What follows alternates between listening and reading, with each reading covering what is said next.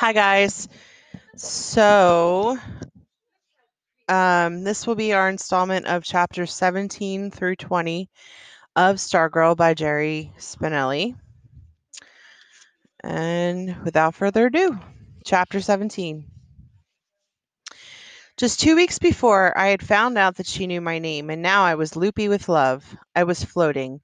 I floated up the I floated up the white light that washed my sheets and slept on the moon. In school, I was a yellow balloon, smiling and lazy. Floating above the classrooms, I felt a faint tug on my string. Far below, Kevin was calling, "You're in love, dude." I merely smiled and rolled over and drifted dreamily out a window. This state lasted until lunch, when suddenly I became self-conscious. I was certain that everyone in school knew. They would be waiting for me, turning as I entered the lunchroom, staring. I was uncomfortable in the spotlight, always had been. I was happy to stay behind the camera and let Kevin take the bows out front. So I hid for those 35 minutes in the gym equipment room. I sat atop a rolled up wrestling mat, kicking a volleyball against the opposite wall. I had nothing to eat. I had intended to buy, but I wasn't hungry. After school, we found each other. Not that we had to look. She took Cinnamon from her bag and put him on her shoulder. "Shake paws with Leo, Cinnamon." Cinnamon and I shook paws. "Do you believe in enchanted places?" she said. "You talking to me or the rat?" She smiled. She dazzled. "You?" "I don't know. I never thought about it." "I'm going to show you one." "What if I don't want to see it?" "You think you have your choice?" She grabbed my hand and almost pulled me off my feet, laughing out loud. And we flew across the school field, swinging hands for the world to see. We walked for miles, out past the business park, Micatronics, the golf course, into the desert. "Look familiar?" she said. By now, Cinnamon was riding on my shoulder and I was carrying the ukulele, strumming nonsense. "It's where we came that day." We?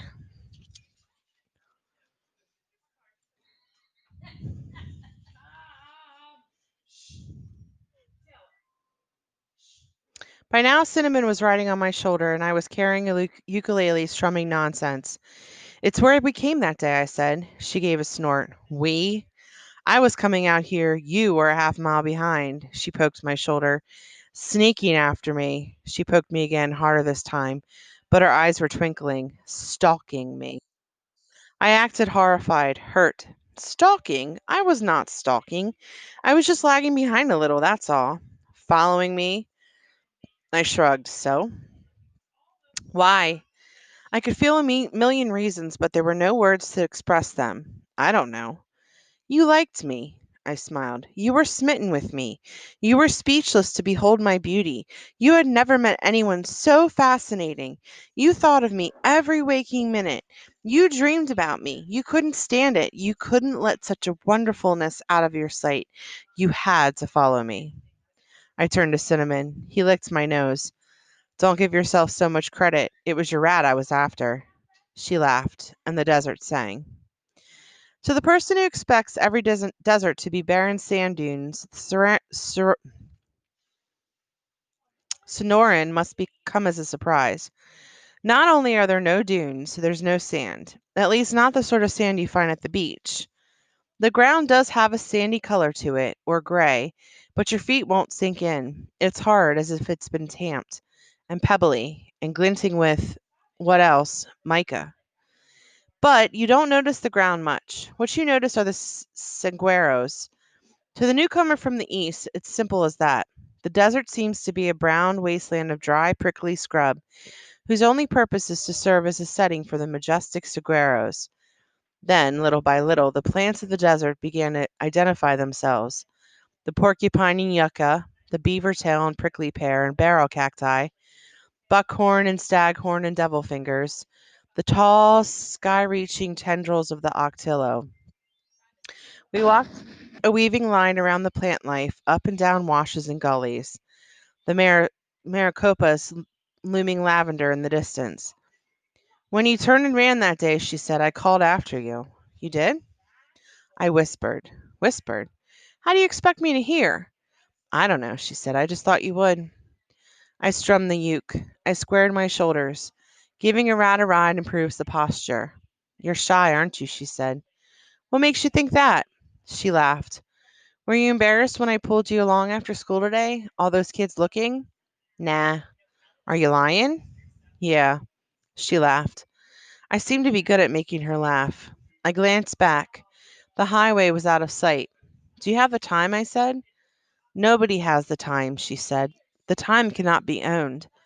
She threw out her arms and twirled in her multicolored skirt and looked like a pinwheel taffy. The time is free to everyone. Sorry I asked, I said. She hung her wild sunflower bag on a cactus arm and cartwheeled toward the Maricopas. Crazily, I felt like joining her. I told myself I couldn't because I was loaded down with a ukulele and a rat. I picked up her bag and followed. When she decided to walk like a normal human again, I told her she was goofy. She stopped, turned to me, and bowed grandly. Thank you, good sir. Then she took my arm as if we were strolling down a promenade, and she said, Scream, Leo. Huh? Just throw your head back and let it all out. Scream your ears off. Nobody will hear you. Why would I want to do that? She turned her astonished eyes on me. Why wouldn't you? I pointed to Cinnamon. If he screams first, then I will, and changed the subject. Are we ever going to get to this enchanted place? I felt silly just saying the words. Just a little farther, she said. I humored her. How do you know an enchanted place when you come to it? You'll see, she said. She squeezed my hand. Did you know there's a country with officially designated enchanted spaces? No, I said. Where would that be? Oz? Iceland. Imagine that. I'm ignoring your sarcasm. I think it would be neat if we had that here. You'd be walking or riding along, and there would be a stone marker with a brass plate. Enchanted site, U.S. Department of Interior. We'd litter it up, I said. She stared at me, her smile gone. Would we? I felt bad as if I had ruined something. Not really, I told her. Not if there's a don't be a litter bug sign. A minute later, she stopped. We're here. I looked around. The place couldn't have been more ordinary. The only notable presence was a tall, dilapidated saguaro, a bundle of sticks, in worse shape than Archie Sr. The rest was gray scrub and tumbleweed and a few prickly pears. I thought it might look different, I said. Special? Scenic? Yeah, I guess. It's different kind of scenery, she said. Shoes off. We pulled off our shoes. Sit. We sat, legs crossed. Cinnamon scampered down my arm onto the ground. Stargirl shrieked, Stop! She scooped up the rat and put him in her bag. Owls, hawks, snakes, he'd be a tasty meal. So when does the enchantment start? We were sitting side by side facing the mountains. It started when the earth was born. Her eyes were closed. Her face was golden in the setting sun. It never stops. It is always. It's just here. So what do we do? She smiled. That's the secret. She cupped her hands, rested in her lap. We do nothing, or as close to nothing as we can. Her face turned slowly to me, though her eyes remained closed. Have you ever done nothing? I laughed. My mother thinks I do it all the time. Don't tell her I said so, but your mother is wrong. She turned back to the sun. It's really hard to do nothing totally. Even just sitting here like this, our bodies are churning, our minds are chattering. There's a whole commotion going on inside us. That's bad, I said. It's bad if we want to know what's going on outside ourselves. Don't we have eyes and ears for that? She nodded. They're okay most of the time, but sometimes they'll just get in the way. The earth is speaking to us, but we can't hear because of all the racket our senses are making. Sometimes we need to erase them, erase our senses. Then maybe the earth will touch us. The universe will speak. The stars will whisper. The sun was glowing orange now, clipping the mountains' purple crests. So, how do I become this nothing? I'm not sure, she said. There's no one answer to that. You have to find your own way. Sometimes I try to erase myself. Imagine a big, pink, soft soap eraser, and it's going back and forth. And it starts down at my toes, back and forth. And there they go. Poof. My toes are gone. Then my feet. Then my ankles. But that's the easy part. The hard part is erasing my senses. my eyes, my ears, my nose, my tongue. And last to go is my brain, my thoughts, memories, all the voices inside my head. That's the hardest, erasing my thoughts. She chuckled faintly. My pumpkin. And then, if I've done a good job, I'm erased. I'm gone. I'm nothing. And then the world is free to flow into me like water in an empty bowl. And I said, and I see, I hear, but not with eyes and ears. I'm not outside my world anymore. I'm not really inside it either. The thing is, there's no difference anymore between me and the universe. The boundary is gone. I am it, and it is me. I am stone, a cactus thorn. I am rain. She smiled dreamily. I like that most of all, being rain. Am I the first one you've brought out here? She didn't answer. She faced the mountains, bathed in sun syrup. Her face as still and peaceful as if I've ever seen her face. Stargirl, shh. That was the last sound either of us made for a long time. We sat side by side, lotus style, facing west. I closed my eyes. I tried to be perfectly still, and promptly found out that she was right. I could immobilize my arms and legs, but inside me was rush hour in downtown Phoenix. I had never been so aware of my breath and my heartbeat, not to mention other assorting grumblings and gurglings. In my head, it just wouldn't close down. Every question, every stray thought from miles around came wandering into my brain, sniffing about, scratching at my attention. But I tried. I tried the eraser, but it wouldn't even wipe out the first toe. I tried to imagine I was sawdust blowing away with the wind, swallowed by a whale, dissolving away like Alka Seltzer. Nothing worked. I could not make myself disappear. I peeked. I knew I wasn't supposed to, but I did. Clearly, she had erased herself. She was gone. She was serenity, her lips faintly smiling, her golden skin, the growing thread ends of her hair. It seemed to have been dipped in sunlight and set here to dry.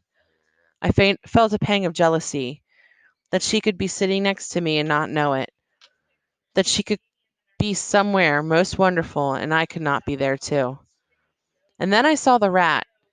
He had crawled out of his bag. He was sitting on it much as we were. His front paws, I kept thinking of them as tiny hands, they were so human like, dangling before him. He too was not moving. He too was facing the sunset, his pelt the color of a new penny. His peppercorn eyes were fully open. I knew it must have been a trick she had taught him, or imitative rodent behavior. Still, I couldn't help thinking there was more to it, and that whiskered little fellow was having an experience of his own, which might include digestion in a critter's stomach, if Stargirl's fears came true. As quietly as possible, I reached over and scooped him up. I held him in both hands. He did not struggle or squirm, but resumed facing the sunset with his tiny chin resting on my forefinger. In my fingertips, I could feel his heartbeat. I drew him closer to my chest. I dared any varmint to come near. I took a deep breath and closed my eyes for another try at enchantment. I don't think I succeeded. I think Cinnamon was a better eraser than I. I tried. I tried so hard I almost squeaked. But I could not even seem to leave myself, and the cosmos did not visit me. I would not stop wondering what time it was. But something did happen, a small thing. I was aware of stepping over a line, of taking one step into territory new to me. It was a territory of peace, of silence. I had never experienced such utter silence before, such stillness. The commotion within me went on, but at a lower volume, as if someone had turned down my dial. And an eerie thing happened. While I never did totally lose awareness of myself, I believe I did, so to speak, lose Cinnamon. I no longer felt his pulse or his presence in my hands. It seemed we were no longer separate, but we were one. When the sun fell behind the mountains, it felt as a faint coolness on my face. I don't know how long my eyes were closed. When I opened them, she was gone. Alarmed, I jerked around. She was standing off a ways, smiling. Evening had come. While my eyes were closed, the mountain's dusky lavender had drifted over the desert. We put on our shoes, headed for the highway, I expected her to interrogate me, but she did not. One moment the moon was not there, and then it was. Then one bright star. We walked across the desert hand in hand, saying nothing. Chapter 18. We were alone. We were the only ones in school. How it at least that's how it seemed in the following days. As I went about my day, I felt her going about hers. I sensed her movement, her present in distant parts of the building, walking the halls between classes. I didn't have to see her. I knew she was there, unseen in the mob, heading my way, about to turn a corner and 5 classroom doors down. I homed in on the beacon of her smile. As we approached each other, the noise and the students around us melted away, and we were utterly alone, passing, smiling, holding each other's eyes, floors and walls gone, 2 people in a universe of space and stars. And then one day I began to discover that we were more alone than I had dreamed. It was a Thursday. Normally on that day, after the third period, Stargirl and I would pass each other on the second floor around the teacher's lounge.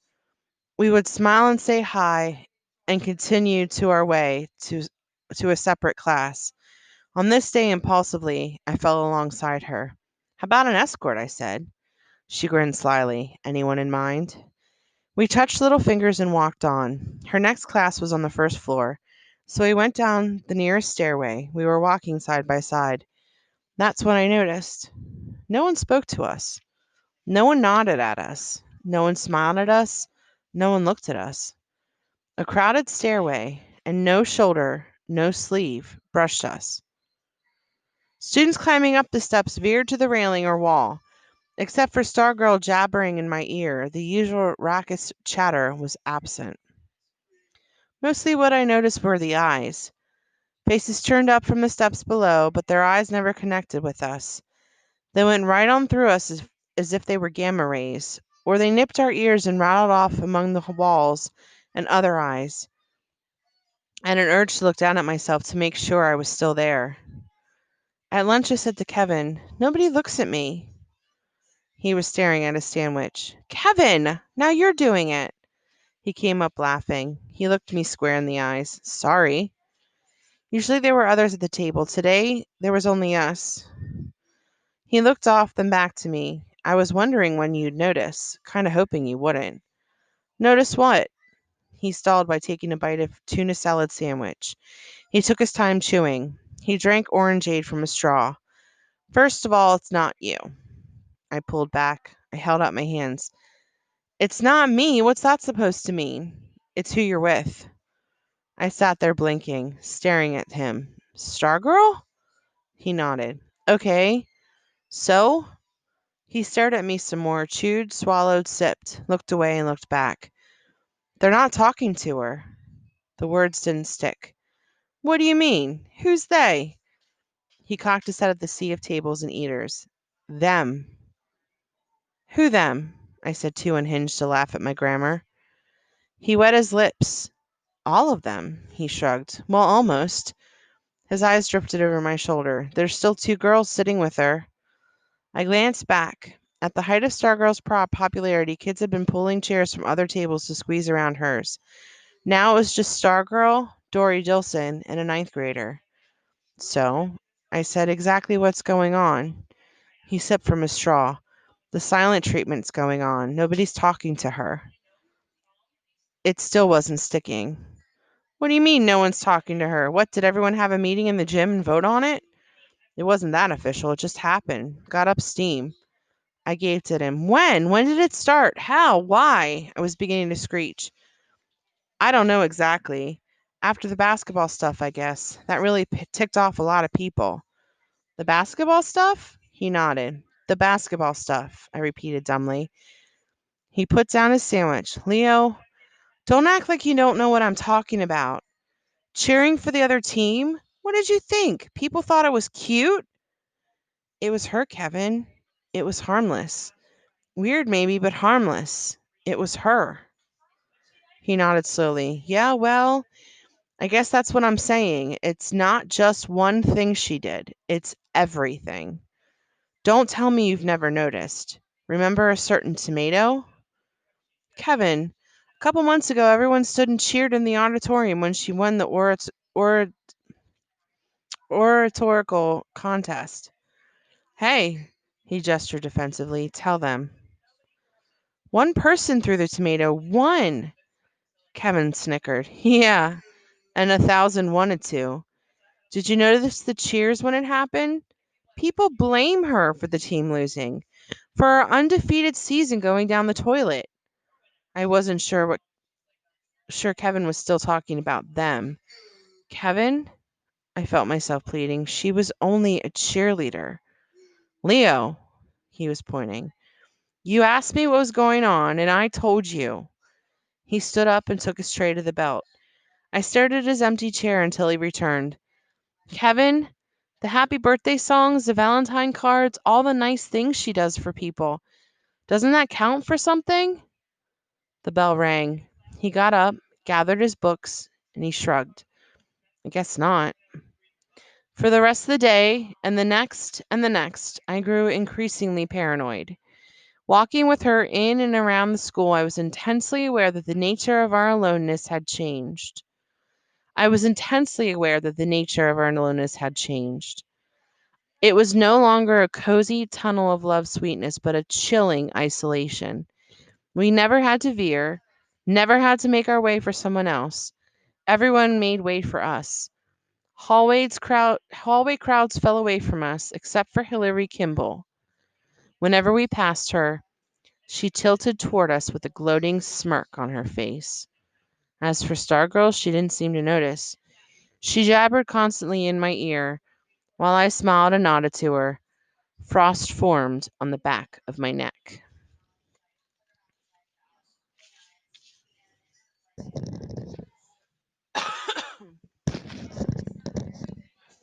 Chapter 19. The Amish in Pennsylvania have a word for it. What's that? I said. Shunning. I was at Archie's. I had to talk to someone. Well, that's what's happening. The shunny, so to speak, has gotten himself into a Dutch with the church. So he's excommunicated. The whole community is in on it. Unless he repents, nobody speaks to him for the rest of his life. Not even his family. What? That's right. Not even his family. What about his wife? Wife, kids, everybody. His pipe had gone out. He relit it with a stick match. I believe the idea is to drive him away, but some stay, continue working the farm, having dinner. If he passes the salt to his wife, she ignores it. If the bishop had his way, the pigs and chickens would ignore him. It's as if he doesn't exist. I know the feeling, I nodded. We were on the back porch. I stared out at Senor Seguero. He said, Does it happen to you when you're not with her? No, I said, at least I don't think so. But when I'm with her, I feel like it's aimed at me too. A small pipe cloud left the corner of his mouth, and he smiled sadly. Poor dolphin, caught in a tuna net. I picked up Barney, the Paleocene rodent skull. I wondered if someone would be holding Cinnamon's head in 60 million years from now. So what should I do? Archie waved his hand. Oh, well, that's the easy part. Stay away from her and your problem's kaput.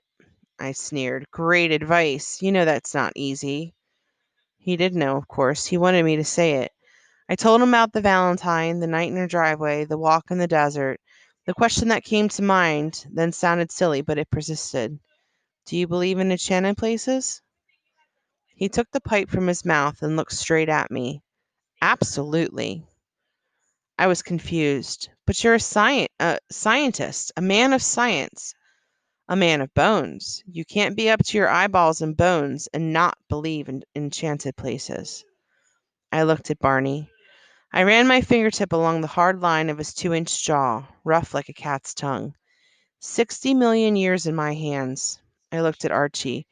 Why can't she be, he finished for me, like everybody else? He stood up and stepped down from the porch onto the desert. For his backyard, except for the shed where he kept his digging tools, was the desert. Nature did the landscaping. I put down Barney and joined him. We'd ambled towards Senor Seguero. Not like everybody else, I said. Not exactly, not totally, but Archie. I stopped. He stopped. I turned full face to him. My thoughts and feelings were a wild, conflicting jumble. After staring stupidly at him for a long time, I blurted, "She cheers for the other team." Archie pulled the pipe from his mouth. "Ah, yes." We resumed walking. We walked on past the tool shed, past Senor Seguero. Occasionally, I picked up a stone and flung it toward the purple Maricopas. Archie said almost in a whisper, "She's not easy to put into words, is she?" I shook my head. "An unusual girl," he said. "Could see that from the first. And her parents as ordinary in a nice way as could be. How did this girl come to be?" I used to ask myself. Sometimes I thought she should be teaching me. She seems to be in touch with something that the rest of us are missing. He looked at me. I nodded. He turned the mahogany bowl of his pipe upside down and rapped it out with a knuckle. A small stream of ash spilled into a thicket of dead mesquite. He pointed the pipe stem at me. "You know, there's a place we all inhabit, but we don't much like to think about it. We're scarcely conscious of it, and it lasts for less than a minute, a day." "What's that?" I asked. "It's in the morning for most of us. It's that time, those few seconds when we're coming out of sleep, but we're not really awake yet. For those few seconds we're something more primitive than what we were about to become. We have just slept the sleep of our most distant ancestors, and something of them and their world still clings to us. For those few moments we are unformed, uncivilized. We are not the people we know as ourselves, but creatures more in tune with a tree than a keyboard. We are untitled, unnamed, natural, suspended between was and will be, the tadpole before the frog, the worm before the butterfly. We are, for brief moments, anything and everything we could be. And then he pulled out his pouch, repacked his pipe. Cherry scent flew. He struck a match. The pipe bowl, like some predator or seducer, drew down the flame. And then, we open our eyes, and the day is before us, and, he snapped his fingers, we become ourselves. Like so many of Archie's words, they seemed to not enter through my ears, but to settle on my skin, there to burrow like tiny eggs awaiting the reign of my maturity, when they would hatch, and I at last would understand. We walked in silence. Yellow blooms had appeared on a cactus, and for some reason that made me incredibly sad. The purple of the mountains flowed like watercolor. "They hate her," I said. He stopped, looked intently at me, and turned me around as we headed back. He put his arm around my shoulder. "Let's consult Senor Seguero." Shortly we were standing before the derelict giant. I never understood how the Senor managed to convey a sense of dignity, majesty even, considering his stick, rickety, see-through skeleton, and the ridiculous leathery crumple of hide about his foot, his fallen breeches. Archie always spoke to him with respectful formality as to judge or visiting dignitary. "Good day, Senor Cinguero," he began. "I believe you know my friend and charter member of the Loyal Order of the Stone Bone, Mr. Borlock." He whispered in an aside to me, "I'm a little rusty, but I think I'll use Spanish now. He prefers it on delicate matters." He turned back to the cactus. "Parce, Senor Borlock. Aquí es la víctima de un shunning de sus compañeros estudiantes en el liceo. El objeto principal del shunning es la enamorada del señor Bullock, nuestra propia señora niña Estrella. Est él está en búsqueda de preguntas." As Archie spoke, he looked up toward the elf owl hole. Now he turned back to me and whispered, "I asked for questions." "Questions?" I whispered. "What about answers?" But he was turning from me, tilting his head toward the great cactus, his finger on his lips. "Shh." His eyes closed. I waited. At last he nodded and turned to me. The esteemed Signor says there's only one question. What's that? I said. He says it all boils down to this, if I'm translating correctly. Whose affection do you value more? Hers or the other's? The Signor says everything will follow from that. I wasn't sure I understood the Signor any more than I understood Archie half the time, but I said nothing, and I went home. In bed that night, as the moonlight reached high tide under my chin, I realized that in fact I understood the question perfectly. I just didn't want to answer it.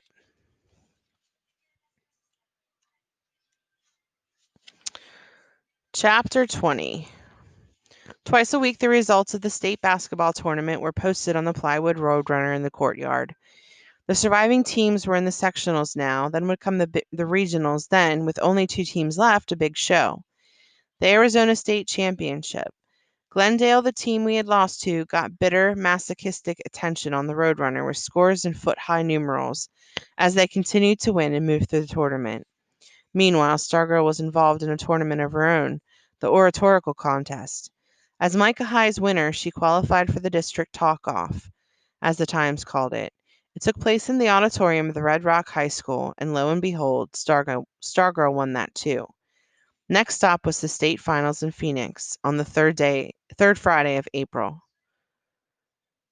In my homeroom, when the announcement came over the PA about Stargirl winning the district title, I was about to let out a cheer, but I caught myself. Several people booed.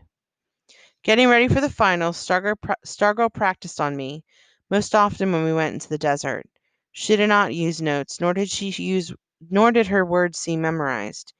Each time she gave a speech, it was different. She seemed to insert new material as it popped into her head. She matched her words so perfectly that the speech was not speech at all, but one creature's voice in the wild, as natural as a raven's call or a coyote's howl at midnight. I sat cross-legged on the ground. Cinnamon sat on me. We listened in rapture, and so, I half believe, did the tumbleweed and cacti, the deserts, the mountains, all listening to the girl in the long falling skirt. What a shame, I thought, to pack her performance into a schedule and present it to rows of plush-back seats in an auditorium. Once, incredibly, an elf owl landed atop a saguaro not 10 feet from where she was speaking. It paused for a full minute before ducking into its hole. Of course, we did other things, too. We walked, we talked, we rode bikes. Though I had my driver's license, I bought a cheap secondhand bicycle so I could ride with her. Sometimes she led the way, sometimes I did. Whenever we could, we rode side by side. She was bendable light. She shone around every corner of my day. She taught me to revel. She taught me to wonder. She taught me to laugh. My sense of humor had always measured up to everyone else's, but timid, introverted me, I showed it sparingly. I was a smiler. In her presence, I threw back my head and laughed out loud. For the first time in my life, she saw things I had not known there was so much to see. She was forever tugging my arm, saying, "Look!" I would look around, seeing nothing. "Where?" She would point, "There." In the beginning, I could not see. She might be pointing to a doorway or a person or the sky, but such things were so common to my eyes, so undistinguished that they would register as nothing. I walked in a gray world of nothings. So she would stop and point out that the front door of the house we were passing was blue, and that last time we had passed it, it had been green, and that as near as she could tell, someone who lived in that house painted the front door a different color several times a year. Or she would whisper to me that the old man sitting alone at the bench in the Tudor Village shopping center was holding his hearing aid in his hand, and he was smiling, and he wore a coat and a tie as if he were going somewhere special, and pinned onto his lapel was a tiny American flag.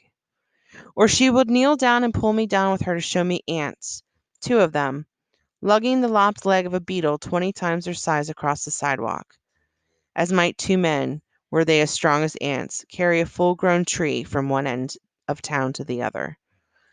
After a while, I began to see better. When she said, "Look," and I followed her pointing finger, I saw. Eventually it became a contest.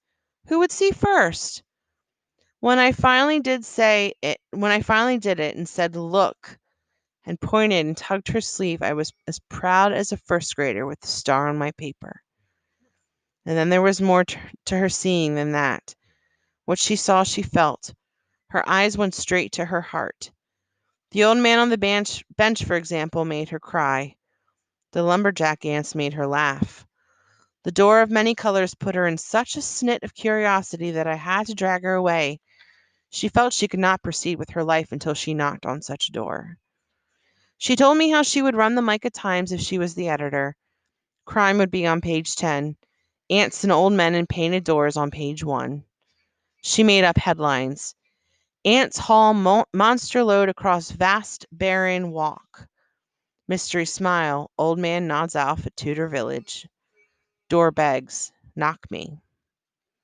I told her I wanted to be a TV director. She said she wanted to be a silver lunch truck driver. Huh? I said. You know, people work all morning and then it's 12 o'clock. The secretaries in the office walk out the door, the construction workers put down their hard hats and hammers, and everybody's hungry. And they look up and there I am. No matter where they are, no matter where they work, I'm there. I have a whole fleet of silver trucks. They go everywhere. Let lunch come to you, that's my slogan. Just seeing my silver lunch truck makes them happy. She described how she would roll up the side panels and everyone would practically faint at the cloud of wonderful smells. Hot food, cold food, Chinese, Italian, you name it, even a salad bar. I can't believe how much food I fit into my truck. No matter where you are, out in the desert, the mountains, even down in the mines, if you want my silver lunch service, I get it to you. I find a way. I tagged along on missions. One day she bought a small plant, an African violet, in a plastic pot on sale for 99 cents at a drugstore. Who's it for? I asked her. Not exactly sure. I just know someone at an address on Marion Drive is in the hospital for surgery. So I thought whoever's back home could use a little cheering up. How do you know this stuff? I said.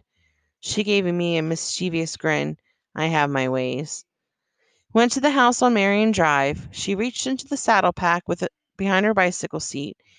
She pulled out a handful of ribbons. She chose a pale violet one that matched the color of the tiny blossoms and stuffed the remaining ribbons back into the seat pack. She tied the violet ribbon around the pot. I held her bike while she set the plant by the front door. Riding away, I said, Why don't you leave a car or something with your name on it? The question surprised her. Why should I? Her question surprised me. Well, I don't know. It's just the way people do things. They expect it. They get a gift. They expect to know where it came from. Is that important? Yeah, I guess. I never finished that thought. My tires shudder as I slammed my brake to a halt. She stopped ahead of me. She backed up and she stared. Leah, what is it? I wagged my head. I grinned and pointed to her. It was you. Me what? 2 years ago. My birthday. I found a package on my front step. A porcupine necktie. I never found out who gave it to me. She walked her bike alongside mine and she grinned. A mystery. Where'd you find it? I said. I didn't. I had my mother make it. She didn't seem to want to dwell on the subject. She started pedaling and we continued on our way. Where were we? She said. Getting credit, I said. What about it? Well, it's nice to get credit. The spokes of her rear wheel spun behind the curtain of her long skirt. She looked like a photograph from 100 years ago. She turned her wide eyes on me. Is it? She said. And that ends our chapters.